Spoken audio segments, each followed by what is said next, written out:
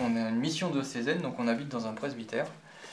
Donc ça, c'est pas la mission la plus compliquée qu'on ait à faire. On a d'autres missions qui sont de faire de l'aumônerie, des animations de messe, et puis préparer au baptême. C'est pour ça qu'on est là ce soir. Puis sinon, on a 4 enfants donc, qui ont entre 7 ans et demi et 2 ans.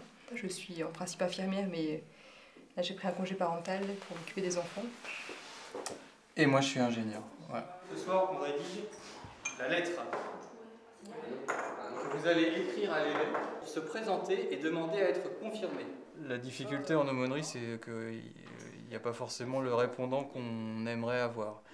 On dit souvent avec Eugénie, on s'aime et puis on verra bien ce qui pousse. Voilà, exactement. Mais voilà, ce qui pousse, c'est pas forcément visible immédiatement et c'est un peu là la difficulté.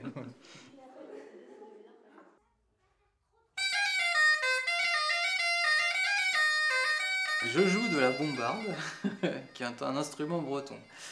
Il se trouve que dans un village à côté, là, j'ai un ami qui joue de la cornemuse. Et donc on s'est dit, tiens, si on montait des petits concerts de temps en temps, bombarde cornemuse. Donc on a fait ça ici. Et puis est venu se greffer à ce concert un ami de Jean de la mairie, là, qui chante. On a fait le concert avec lui et après il m'a dit, il y a le repas des personnes âgées là, est-ce que ça te dirait pas d'animer avec moi? Donc je me suis retrouvé à l'auberge de l'abbaye, qui est juste en face là. Avec tout le club des personnes âgées de Naufle-Lieu à chanter pas le même registre que ce que je peux chanter à la messe le dimanche. Voilà.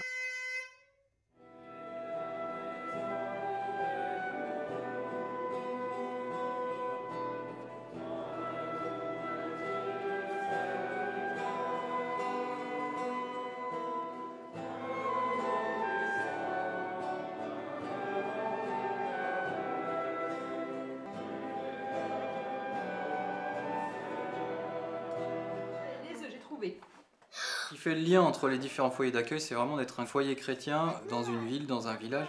Montrer qu'on peut être jeune, chrétien et heureux d'être chrétien. C'est ça la première forme de témoignage. Ah, bravo, l'escargot! Cette mission, on l'a reçue par un couple d'amis qui la vit aussi dans la ville de Thoiry. Et en fait, quand ils nous ont annoncé qu'ils allaient vivre cette mission, ils nous ont décrit ce qu'ils allaient faire. Et tout de suite, ça nous a fait tilt, enfin, on s'est senti appelés à vivre la même chose. Et c'est là qu'ils nous ont dit qu'à Naufle-le-Vieux, ils cherchaient éventuellement un couple disponible avec, voilà, qui serait prêt à déménager, à emménager dans ce presbytère. Donc on a pu contacter le curé, on a pu contacter le diocèse et puis petit à petit on a réussi à s'installer. La première fois qu'on l'a visité, enfin, on a vu que c'était une maison qui était ancienne, complètement accolée à l'église. On savait déjà qu'on aurait peut-être une vie de prière différente par rapport à ce qu'on avait avant. On savait aussi que ce serait un lieu d'accueil, mine de rien, même si on n'accueille pas tous les jours des personnes, on savait que des personnes seraient susceptibles de venir toquer à la porte pour des renseignements ou parce qu'ils avaient besoin de quelque chose dans la salle paroissiale. Voilà. Donc il fallait quand même qu'on arrive à avoir un lieu accueillant. Par exemple, dans le salon, on a vraiment mis une statue de la Sainte Vierge, bien visible, pour montrer voilà, on est une famille comme toutes les autres, mais une famille chrétienne. 40 jours, 40 nuits, seul au désert tu es parti. 40 jours me sont donnés, ô Jésus, pour t'y retrouver. Apprends-moi.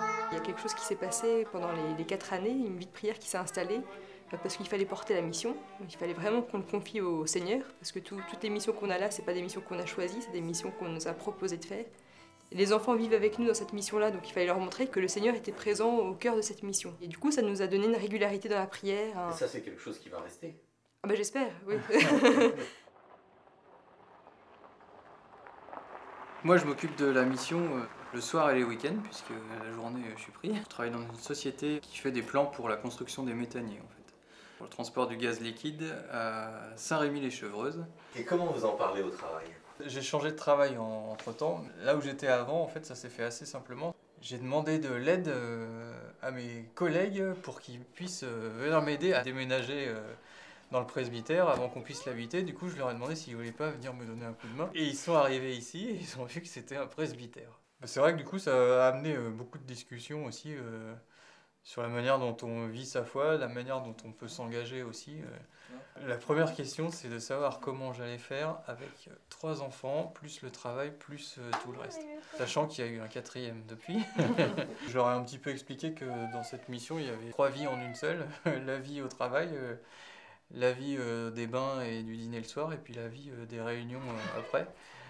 Et puis que c'était aussi une mission à durée déterminée. Donc je me donne à fond pour cette mission pendant un temps donné, et puis après, on verra.